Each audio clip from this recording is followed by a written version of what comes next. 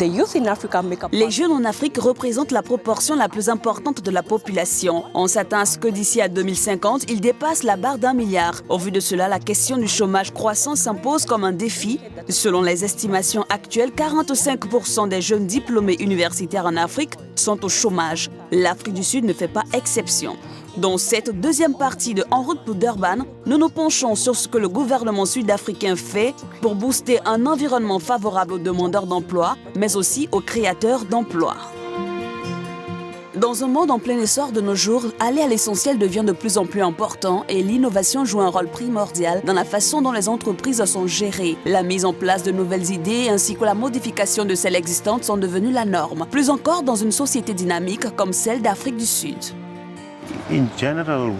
En général, nous incubons les entreprises dans les secteurs de la bioéconomie. Ce sont des entreprises de biotechnologie. Nous incubons également des entreprises bio. Ce sont des sociétés d'énergie renouvelable. Et nous incubons enfin les entreprises dans les industries mobiles, les TIC. Au total, dans le parc, il y a près de 250 entreprises. Créé il y a 16 ans, le parc technologique soutient également les nouveaux entrepreneurs issus des bas quartiers. Au total, nous avons environ 7. Ils s'appellent Ekasi Labs. Ce sont des programmes d'incubation dans les townships. À la fin de l'année prochaine, nous aurons probablement près de 10 de ces laboratoires Ekasi. Au total, nous aurons 150 entrepreneurs que nous suivrons dans les townships et je pense que c'est grâce à la création de ces petites structures que nous pourrons baisser le taux de chômage. L'innovation n'est pas seulement confinée dans le parc technologique. Ici, dans la circonscription de Maboneng, au centre-ville de Johannesburg, les rues sont vivantes, transformant ce qui était considéré comme une zone de laisser-aller en une communauté dynamique en moins d'une décennie. De toute évidence, avec les développements et les restaurants, elle devient la Silicon Valley de l'entrepreneuriat à Johannesburg. Ainsi, nous avons maintenant plus de 2000 startups qui sont opérationnelles dans cette zone. Elles vendent des entreprises d'architecture, des studios de création au restaurant.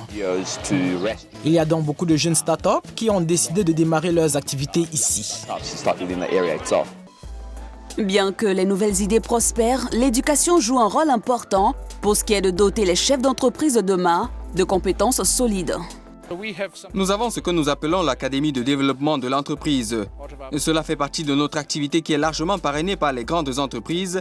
Et ce sponsoring permet d'offrir des programmes d'éducation à l'entrepreneuriat destinés aux startups et aux petits entrepreneurs. Ainsi, les grandes entreprises soutiennent les petites dans leur phase de croissance et nous avons inséré plus de 1700 entrepreneurs dans ce programme avec le soutien des bienfaiteurs qui ont mis de l'argent dans cette initiative.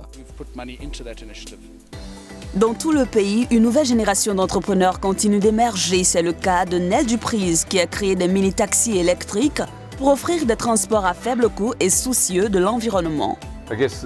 L'idée de mettre sur pied Melo Cabs est née d'un constat sur place ici en Afrique du Sud. Nous n'avions pas accès aux transports en commun, ce qui m'a semblé un gros problème. Les transports en commun sont vraiment un facteur permettant à l'économie de se développer. Le transport des personnes et des biens est vraiment nécessaire. Son parcours est loin d'avoir été un long fleuve tranquille. Et oui, c'était vraiment difficile. Au début, j'ai dû financer le projet par moi-même. J'ai vendu la maison familiale pour me maintenir à flot financièrement. Ensuite, j'ai eu des investisseurs providentiels. Cet investissement nous a permis de développer la recherche et le développement. Nous avons eu la chance récemment d'avoir le concours de la Société sud-africaine de développement industriel qui nous a aidés dans ce projet. Malgré les difficultés, il a de grandes ambitions pour l'avenir. Nous allons augmenter nos capacités avec une flotte de 40 véhicules. Nous avons eu des négociations très réussies concernant une expansion au Kenya et au Nigeria. Et je pense que ce sera notre prochaine étape. Et puis, nous avons également un projet pilote en cours en Belgique et en France.